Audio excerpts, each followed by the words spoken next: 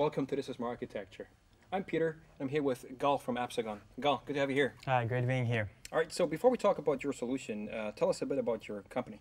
So Epsagon is a monitoring company for modern cloud applications. All right. And what's the problem you're solving? So what we're trying to do is we look at modern cloud applications, and they are highly distributed, and they use many managed services, right? What we're trying to do is take the three pillars of monitoring, logs, metric, and traces, and combine them together instead of having different tools to give you the full observability to your system. OK, sounds interesting.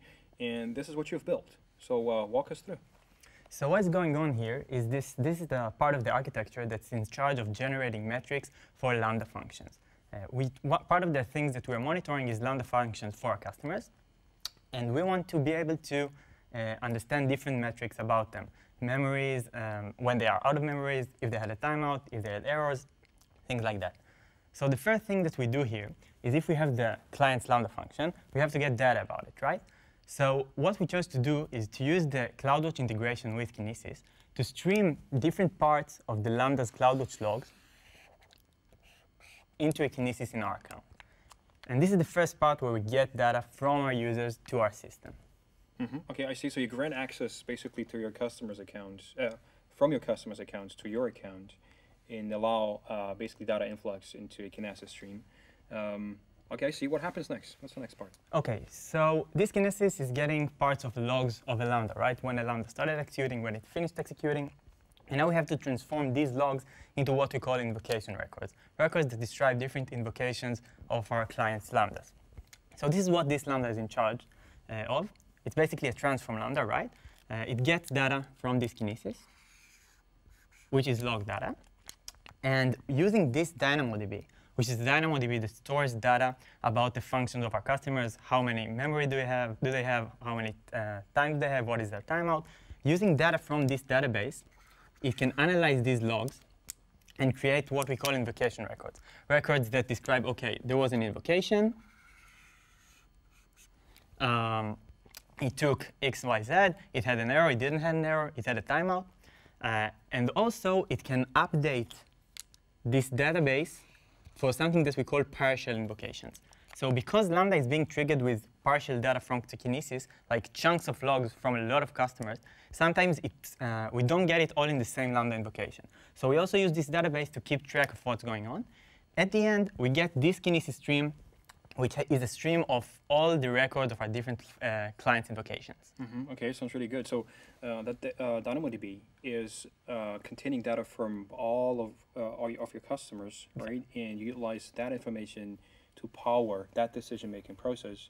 But Exactly. also, you do also improve that data continuously while you're running and making your decisions. That's pretty interesting. So we have Kinesis right now here. I see two flows right now.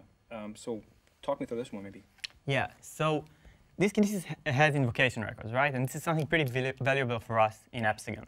But we want to do different things with these invocations. So the first thing we want to do is we want to allow the user to very fast, when he has a request ID or a link to a specific invocation, maybe from a trace, which is a different part in our system, to be able to look on the data of this invocation. So this is what this part is in charge of. It's basically a storage that is really fast for a specific query of one specific item. We take the invocation record from this Kinesis. We send him to this Lambda function. Now, this Lambda function is in charge of writing them into Serverless Aurora database, so our system can query it later.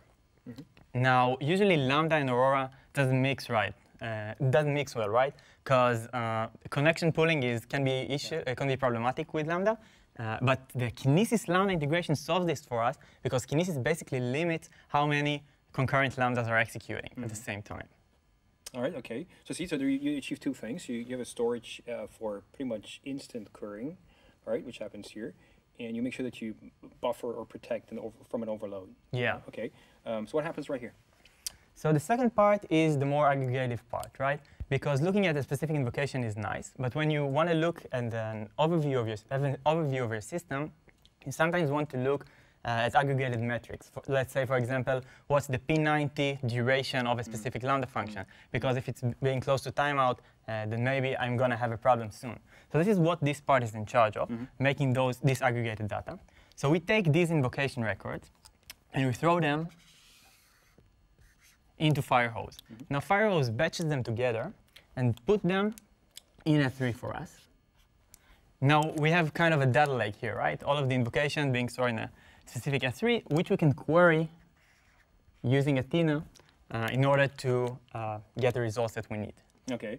In fact, Athena and S3 work very well together. However, what's important is that the data stored here needs to be optimized, right, in terms of structure. So I assume that seeing glue right here, that this plays a role, right? Yeah. So what we're doing here is we don't want to store all those JSONs in the S3 because it's not very efficient, not for Athena and not storage-wise in the S3. So we integrated Glue with Firehose. We basically decided of what this data lake looks like in Glue, and we turned on the data conversion in Firehose when we integrated it with Glue. So basically, JSON records are coming into Firehose, but Firehose is shooting out Parquet records whose structure is defined by this Glue table and is optimized for our queries. All right. OK, Gal, this is a great solution. Now, overall, as you're connecting with many of your customers, so what's the load that you're able to cope with?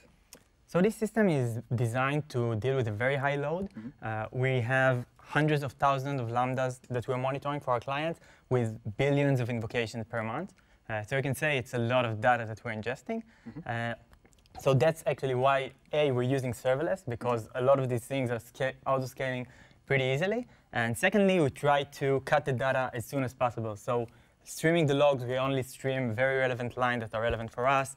Over here, we're not sending all of the logs. We're only creating invocation records. Firehose is dropping data. This Lambda is dropping data. We only stream the data that we need in order to proceed. I see. So you're very cautious about limiting to what really matters. Yeah. Reducing to what really matters. OK, thanks. Gal, thank you very much for sharing this with us. And thanks for watching This is Architecture.